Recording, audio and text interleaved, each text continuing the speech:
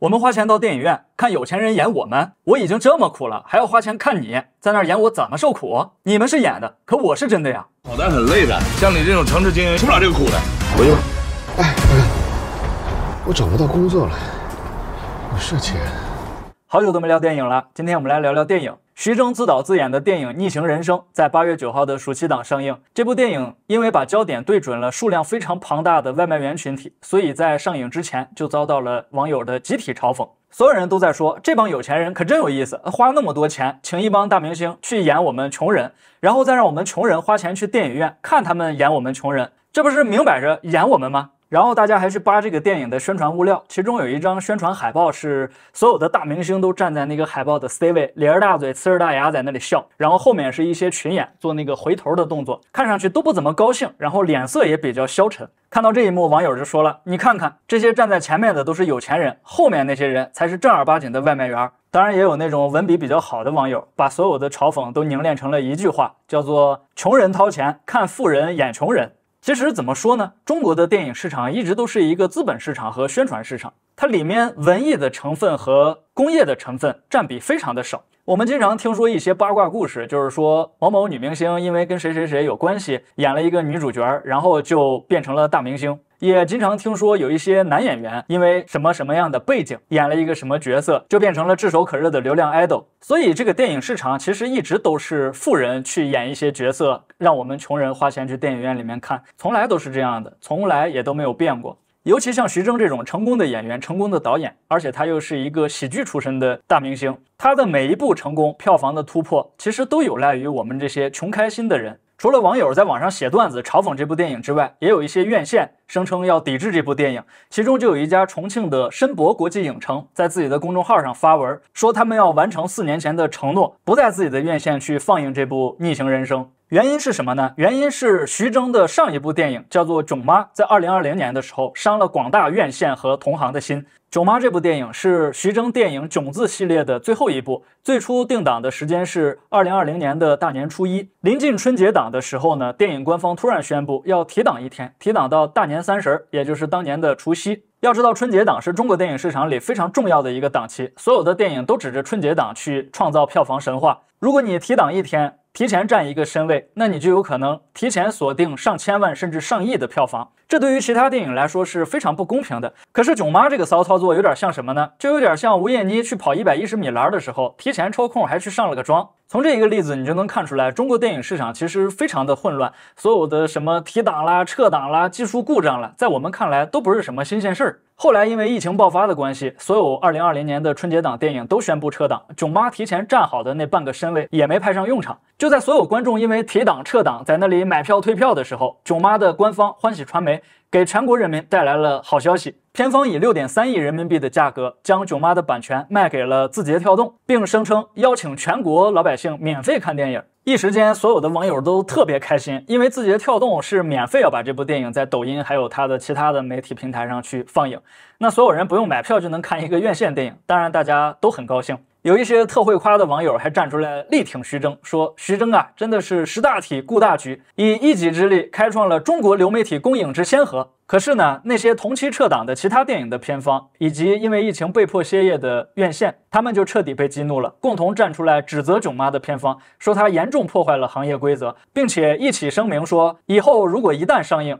必定会抵制。这不，到了徐峥的新电影《逆行人生》在4年后再一次上映的时候，立马就有院线的人蹦出来去抵制它，不在自己的院线去放映它这部电影，一点儿都不怕赔钱。怎么说呢？我觉得这件事情算是近些年来唯一一个有始有终的社会事件。我在那一年囧妈上映的时候还写了一篇影评，是说徐峥这个人不仅是一个非常成功的导演，而且还是一个非常智慧的商人。那既然是商人呢，就要承受这种在大家看起来不讲道义的责任。经过以上这些事件，我们大概心里头有一个概念，就是徐峥是一个彻头彻尾的商业片导演。但是其实按照徐峥自己的电影序列来说，他自己所导的那几部片子从来都不是什么商业大片，也不是什么苦大仇深的文艺片，它只是带有一些商业元素和搞笑元素的剑走偏锋的那么一类片子，什么油罢了、暖罢了，都是非常可笑的设定。可是它影片传达出来的那种价值完完全全就是大众电影应该传播的价值：家庭团结，个人要自由，朋友之间要互信什么的，这种超不出我们生活的范畴。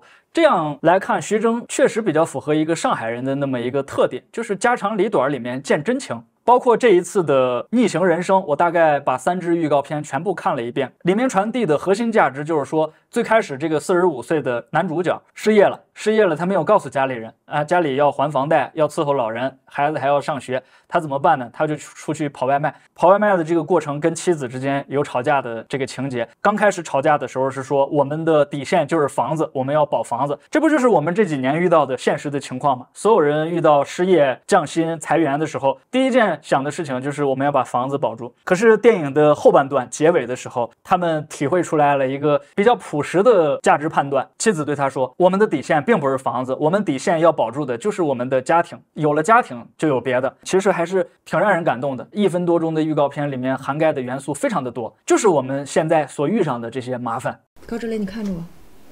来，你看着我。咱们家每个月支出至少是2.1万，你知道吧？我知道，咱爸已经这样了，不能再折腾了，你知道吧？我知道，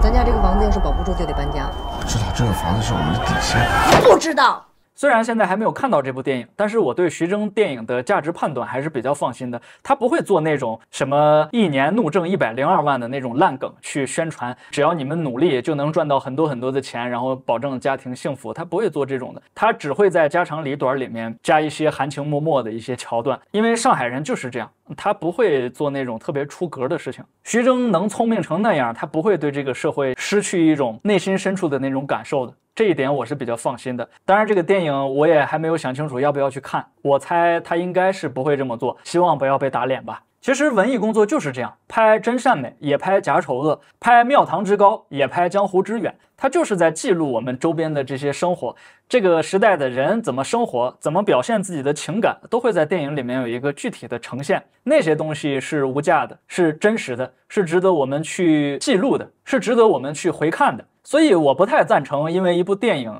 他选择了把题材对准外卖员就去抵制它，这未免有一点点太武断了。如果一部电影我们只是因为它题材不合胃口就去抵制的话，那跟我们无脑的丑男丑女又有什么区别呢？对不对？我之所以举丑男丑女这个例子，就是因为我们不应该用立场去决定自己的答案，不应该用屁股去决定自己的脑袋。如果再说大一点的话，电影的魅力就在于它可以拍摄一个人物，记录一段故事和生活，从而形成一种发生。就比如说徐峥拍的这部电影，为什么我们会变成外卖员？为什么45岁这种事业有成的年龄也会变成外卖员，对吧？这一切的一切记录下来了，我们才能去思考它，我们才会去找背后的原因。不要一上来我们就因为这个电影对准了外卖员，拍摄了我们不堪的生活，然后就去抵制它，这显然是一种二极管的思维。你以为我想跑外卖啊？我45岁，我领1000多份简历，没有人要。当然我也同意有些人说的，徐峥这个人他就是掌握了财富密码，我对他的判断也是这样的。这个人确实很精明啊，他每一次都能判断准这个社会的动向，摸准这个社会的脉搏，然后去拍一个这样的电影。那当下脱掉长衫的孔乙己，大家都去送外卖了，对不对？那徐峥能看准这个社会的症结在哪里，他立马就能反应过来，写剧本拍摄，还能赶在我们这个心头的热血还没有退潮的时候把它去上映。我觉得这本身就是精明的一种体现，是智慧的一种体现。当然我对这种精明朴素一点来讲，我也不是特别喜欢，只是呢我觉得徐峥又没有做什么恶，他又没有害谁，对吧？精明一点，智慧一点，我希望所有人都像他一样更精明一点，更智慧一点，这样我们每个人的生活才能更上一个台阶儿。假设说这个电影真的拍得不好啊，它的价值取向上也有问题，它在宣传引导上也有一些问题，让我们要变作骆驼祥子去为了那辆黄包车去努力的话，我会带头出来喷这部电影的，请大家放心。或者再退1万步来讲，从功利的角度上去出发的话，如果说这部电影上映了，让大家看到了外卖员不容易的每一天的生活，或许在日常生活当中就会对外卖员这个群体多一些照顾和宽容。这是一个功利的想法，同样也是一个真善美的想法。说了这么一箩筐，我觉得核心要说的就是我们不要去仇富。如果把一部电影换算成穷人和富人这种简单的关系的话，我觉得是不是有问题的？我们这个社会退步也太快了吧？从过去大家都想发财， 1秒钟就变成了大家都仇富。那如果这样下去的话，我们离打土豪分田地也就不远了吧？当仇富这种心理再次甚嚣尘上的时候，我就有一种恐惧感，就是说，当整个社会都在倒车的时候，整个文明其实也在掉电。倒车会导致车毁人亡，掉电会导致文明重启。所以我还是想说两句，就是仇富的心理是万万不能的。毕竟徐峥这种精明的人，他还给你拍了一部电影，他因为一部电影去挣钱，有何不可呢？我做进退这个系列的节目，一直都在说这个事情。表面看进退这个系列是在说进步和退步，但是更深的意思是想表达，我们在保持活力的同时，也要克服激进。回想100年前5·4的时候，所有的年轻人都在反帝反封建，很多人跑到了解放区去学习新的生活，学习新的思想。可是藏在进步这个名义之下的那些灰暗不可触及的东西，还有反爹反妈反伦理常情，这就是有些历史学家研究出来的5·4的成功，有可能并不是因为民族仇恨啊，或者说爱国主义的这种东西，反而是因为大家都想挣脱那个包办婚姻，挣脱家里头那个不识字的媳妇儿和统治你支配你的爹妈。民国的那些开创各行各业的大师们，大家在儿女情长这件事情上都犯过很多次错误，完全没有今天我们想象的那么美好。所以我想说，我们把反讽这部电影的那些话当做一个幽默就好了，并不需要什么付诸行动啊，